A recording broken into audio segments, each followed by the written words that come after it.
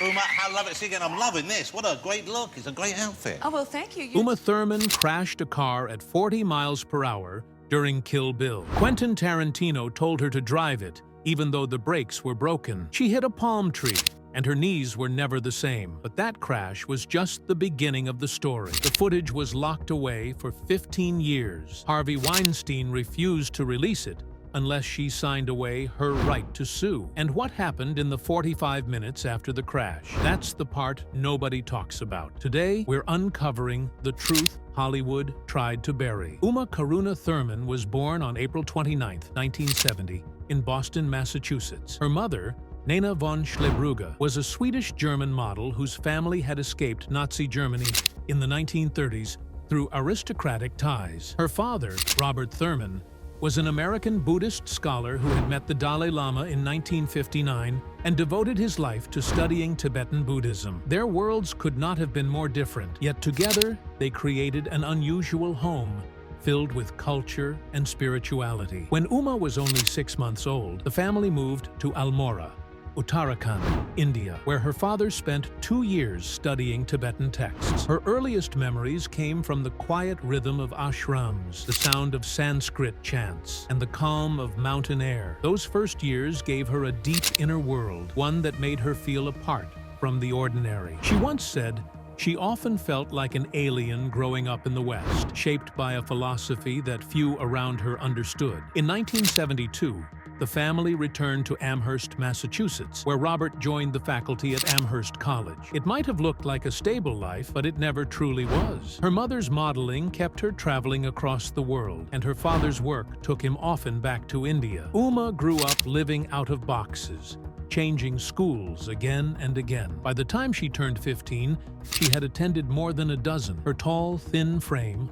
already 6 feet by her early teens, made her a target for teasing. She was awkward, shy, and unsure of where she belonged. But that restlessness, that constant movement, taught her to observe people deeply. It gave her the emotional depth that would later become her strength on screen. The Thurman home was anything but ordinary. Uma had 3 brothers, Gandan, Deshan, and Mipam, and a half-sister, Taya, from her father's earlier marriage. Their home was filled with talk of philosophy, vegetarian meals, and long debates about the world. In 1980, when Uma was 10, they moved to Woodstock, New York, where art and spirituality seemed to float through the air. There, she found acting. School plays became her escape. Though dyslexia made reading scripts difficult, she discovered a raw, emotional power in performance. Words might stumble, but feelings never did. That mix of intellect and emotion became the base of her future work. At 14, Uma decided she wanted something more.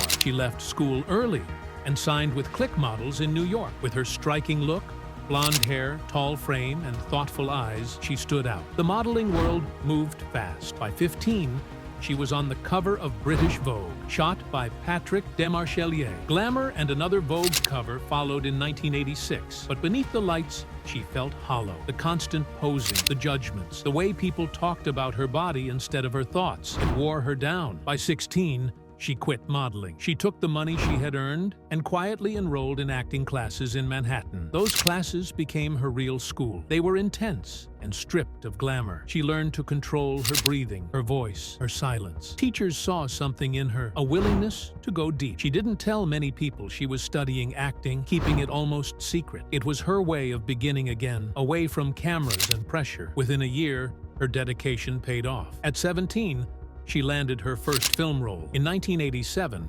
she appeared in Kiss Daddy Goodnight, a dark thriller about a young woman who seduces and robs men. It was a small, gritty movie, but it introduced her to the public eye. The role was risky, even scandalous, for someone her age, and it drew tabloid attention. Critics noticed something raw in her acting, something real. The movie itself faded quickly, but it proved she was brave enough to take on uncomfortable roles. That courage became her trademark. That same year, she took part in another low-budget film that failed to find an audience. Still, people in the industry began to notice her. There was something magnetic about her presence. Even in forgettable films, she stayed in people's minds. One of those people was an agent who believed she could go far if she stayed focused. Uma was unsure of herself. Still nervous, but she kept saying yes to opportunities. At 17, she also fell into her first serious romance with musician Norman Palwin, who was 11 years older. It was brief, but intense, the kind of connection that feels larger than life when you're young. Many judged her for it, but she followed her heart, as she often would in the years to come. She was learning early that her instincts, even when misunderstood, would guide her path more than anything else. In 1988, she took on a role in Johnny Be Good, a wild football comedy starring Anthony Michael Hall. The movie was meant to be fun, but flopped badly. Still, for Uma, it was a lesson. She earned $30,000 for just 12 days of work, which was a small fortune to her then. The movie grossed only $17.5 million on a $22 million budget, but her energy stood out. Even in chaos, she found rhythm. Critics who noticed her described her as someone who brought life to an otherwise empty film. That same year, everything changed. She was cast in Dangerous Liaisons, playing Cécile de Volanges, a young girl caught in a web of seduction and deceit. She was only 18, surrounded by legends like Glenn Close, Michelle Pfeiffer, and John Malkovich. The role demanded everything from her, emotionally and physically. She had to film explicit scenes, something rare and risky for someone her age. Yet she carried them with poise that shocked even the crew. When the film premiered in early 1989, critics praised her depth. The movie earned 7 Oscar nominations and made over $68 million worldwide. Uma's name was suddenly everywhere. She was no longer a former model trying to act. She was an actress. But fame came with pressure. Later that same year, she worked on Terry Gilliam's The Adventures of Baron Munchausen. She played Venus, the goddess of love, appearing in a stunning yet exhausting sequence where she floated above the clouds inside a giant seashell. The film's production was chaos, budget cuts, location changes, and endless reshoots. Uma spent up to 16 hours a day hanging from a harness, hiding her back pain just to keep her part. When the movie was finally released, her role was short, barely 10 minutes, but unforgettable. The experience left her stronger, both as a performer and a person. Uma Thurman's early years in film were already filled with tension between what she felt on the inside and what the camera was allowed to show. In Oliver Stone's film The Doors in 1990, she stepped into the role of Pamela Corson, Jim Morrison's girlfriend, and poured raw intensity into it. On set, she gave take after take, where she broke down without a script telling her exactly how to move or cry, reaching into her own experiences to show Pamela's wild mood swings and deep confusion. She wanted the relationship to feel messy and human, not just another tragic rock story. But when the film was cut together, much of that emotional work was trimmed away. Stone shaped the story around Morrison, and Thurman watched as her own scenes were shortened, softened, and reshaped. The estate of Pamela Corson even put limits on what could be shown, so her darker involvement in Morrison's death was off limits. What ended up on screen was a reduced version of the woman she had tried to play, and it left her feeling boxed in as the exotic beauty who lived on the edge of someone else's story. That frustration moved with her into the next stage of her career. In Mad Dog and Glory in 1993, she played Glory, a woman caught in the orbit of a mob figure, acting opposite Robert De Niro and Bill Murray. The film made about $10 million, which was not huge, but one blind date scene changed how many people saw her. Sitting across from De Niro, she began to improvise. The flirting felt loose and real, with shy smiles and quick, teasing replies that had never been written down. Critics later pointed to that moment as a place where she blended light humor with a soft kind of vulnerability. Behind the camera, the studio ordered reshoots that changed the final fight and softened the outcome so it would be easier for audiences to accept. She was only 21 at the time, yet she was already pushing her way into the center of the frame using instinct. The chemistry she built with De Niro warmed up a dark crime story, and even though the reviews were mixed, people who loved the movie often remembered her before anything else. That same restless energy showed up again when Gus Van Sant cast her in Even Cowgirls Get the Blues, also released in 1993. Here, Thurman took on the strange and daring role of Sissy Hankshaw, a hitchhiker with oversized thumbs who drifts between lonesome roads, fashion sets, and a ranch full of outcast women. The film quickly stirred up controversy. It had explicit love scenes between women and a strange focus on Sissy's thumbs that many viewers found unsettling or flat-out bizarre. For all that boldness, she was nominated for a Razzie for Worst Actress, something that could easily have embarrassed her into playing it safe. Yet, the story refused to disappear. Fans of unusual cinema held onto it, shared it, quoted it, and slowly turned it into a cult favorite. The plot wandered from Sissy's wandering highway life into the world of modeling, and then into a trippy standoff when the cowgirls seize a ranch and refuse to let go. At one point, the women even drug whooping cranes with peyote, a detail so odd it feels like a dare to the audience. Critics were sharply divided, but her willingness to give herself fully to such an eccentric role showed that she was not afraid of risk, even when the reward was unclear. Before that chapter, in 1992, she had already stepped into the erotic thriller Final Analysis and played a different kind of dangerous woman. She appeared as the seductive sister of a psychiatrist, sharing the screen with Richard Gere and Kim Basinger. The film is remembered most for a steamy shower scene between Thurman and Gere, a moment that pushed what many people expected from a big studio thriller at the time. The movie earned around $16 million, which was modest for such a star-filled cast, and the twisting plot with its moody noir atmosphere kept much of the attention away from her character. Even so, that shower scene stirred up talk, with some calling it bold, and others saying it reduced her to nothing more than a symbol of desire. Once again, she brought a forceful presence into a story largely built around male leads, hinting at what she would later do when the story finally centered on her. All of these projects pulled in the same direction and built toward a kind of breaking point. On The Doors, she had already argued with Oliver Stone about how Pamela Courson should be shown. She wanted to keep the unscripted arguments and erratic behavior because she believed real women are complicated, angry, tender, and unpredictable, not just graceful figures standing beside famous men. When those scenes were cut, it was not just an editing choice in her mind. It felt like the industry itself was deciding what kind of woman she was allowed to play. That sense of being limited did not fade. It stayed in her, shaping the way she read scripts and the way she looked at directors who wanted her beauty but not her full emotional range. Quietly, it prepared her for the day she would no longer just orbit someone else's story, but carry the weight of it on her own shoulders. That day came with Kill Bill, and she understood from the beginning that this role would demand something completely different. To become Beatrix Kiddo, she threw herself into more than 6 months of unforgiving training, working 8 hours every day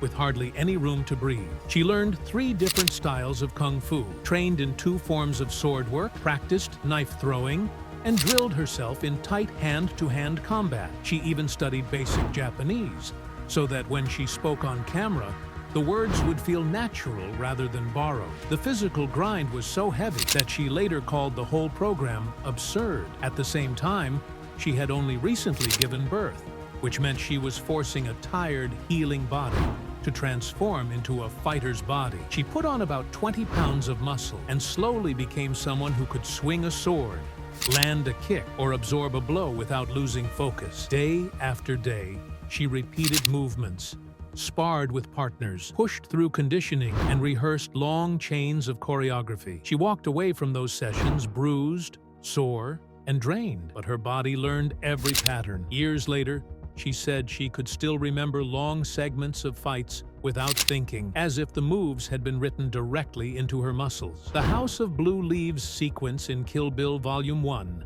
turned all that work into a single long nightmare of motion that audiences never forgot. In that scene, she grips a real Hattori Hanzo sword weighing about 45 pounds and battles her way through more than 100 extras playing members of the Crazy 88. The action was built by Yuen Wu Ping, the same choreographer behind the fights in The Matrix, and he treated the scene like a dance, where every misstep would break the illusion. The cameras rolled for long takes, which meant no one could rely on quick cuts to hide a mistake. In the middle of that chaos, Thurman broke 3 toes, yet she refused to stop. She took the pain and folded it into the bride's fury, letting her own injuries feed the character's rage. The extras, suited in helmets and protective vests, still walked away with real bruises and deep fatigue because the sword was heavy and the pace was relentless. You can feel all of that when you watch it. Every swing feels like it cost something from her body. Every fall looks like it leaves a mark, and the whole sequence pulses with the effort she poured into it. Her reach went beyond what she did in front of the camera. The eerie animated sequence that tells the story of O-Ren Ishii's childhood, with its blood-soaked snow and quiet revenge, had roots in Thurman's own fascination with Japanese culture. As a girl traveling through India,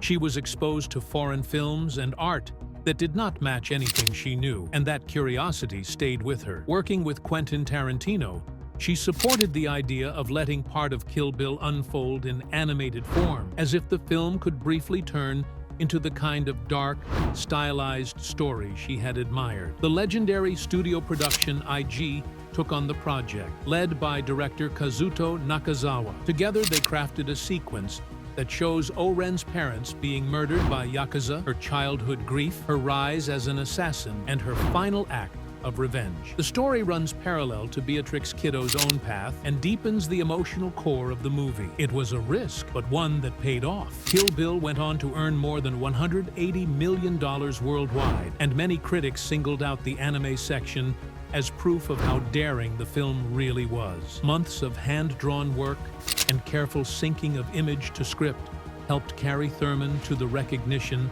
that came with being nominated for a Golden Globe. The second volume drove her even closer to her limits, especially in the burial and resurrection scene. For that moment in Kill Bill Volume 2, Thurman agreed to lie inside a real coffin that had been set into a built set, so it felt truly closed in. They filmed the sequence 12 times. Each take meant going back into that tight wooden box, feeling the lid close, and sinking again into darkness. She has talked about how her dyslexia connects to a particular kind of anxiety, and that anxiety made this experience even more intense. Yet she stayed with it because she knew the bride needed to feel genuine terror for the audience to believe that escape. The crew built the space to be as confining as possible, so viewers would sense that this was not just an easy trick of light. Over the long days of shooting, David Carradine, who played Bill, became an emotional anchor for her. His calm presence on set helped her focus,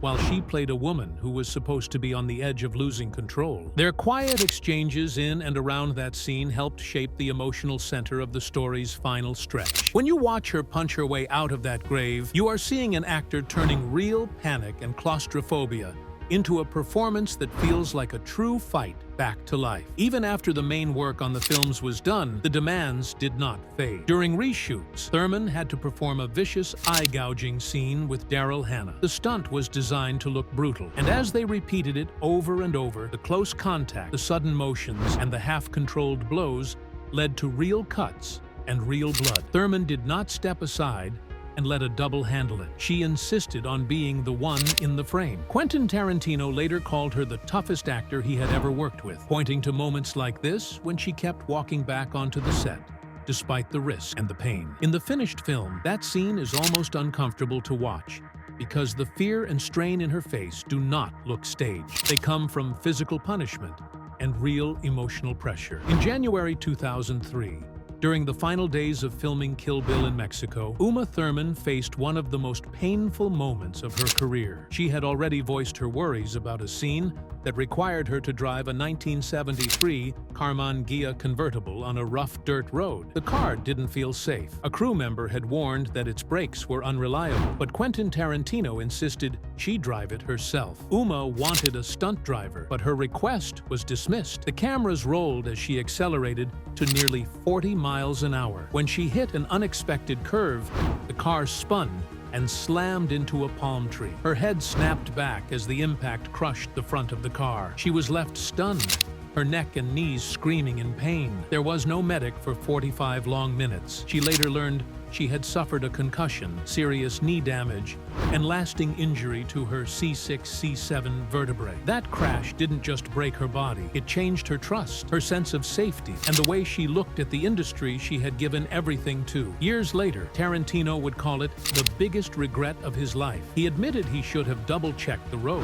that he hadn't realized there was an S-shaped bend, or how soft the sand really was. Watching her crash haunted him. He said it broke his heart. When he finally handed Uma the footage years later, he knew it might damage his reputation, but he also knew she deserved the truth. Uma forgave him on a personal level, yet she held the producers responsible. She called their handling of safety protocols criminal negligence. That day left her with injuries that would follow her for life and a deep emotional scar that would take years to fade. What came next only made things worse. The crash footage was locked away for 15 years by Miramax producers led by Harvey Weinstein. They refused to release it unless she signed a legal document giving up her right to sue. During that same production period, she said Weinstein sexually assaulted her. She later told how he cornered her in a Paris hotel, trying to lure her into a steam room, and how another time in London he forced himself onto her while she struggled to get away. She described it as brutal and said it shattered her trust completely. Years later,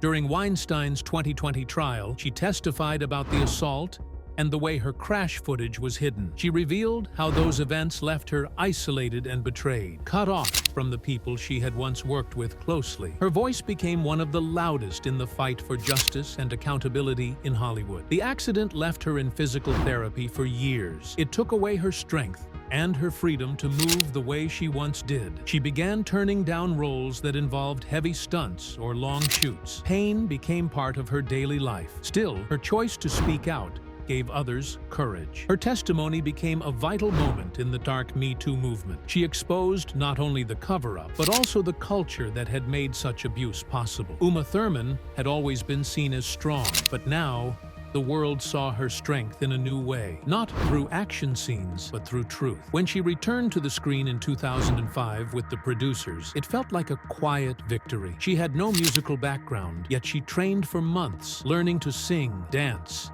and master a Swedish accent. She performed every scene herself, with no doubles. When the movie came out, people saw a different side of her. Critics praised her energy and how naturally she handled comedy. The film earned over $38 million, and she received a Golden Globe nomination for Best Actress in a Comedy or Musical. It was proof that even after everything, she could still transform, still shine. 3 years later came My Super Ex-Girlfriend. It was playful and absurd, but behind the humor, there was pain. She wore knee braces on set and had to limit her movement. Stunt teams adjusted the choreography to protect her legs. Yet, she gave the role everything. The film made $61 million, and audiences loved her mix of power and vulnerability. She laughed at herself, at her image, at the superhero she could no longer be, and somehow, that made her even more human. In 2010, she took on a darker role in Percy Jackson and the Olympians as Medusa. The headpiece she wore cost $50,000 and weighed so much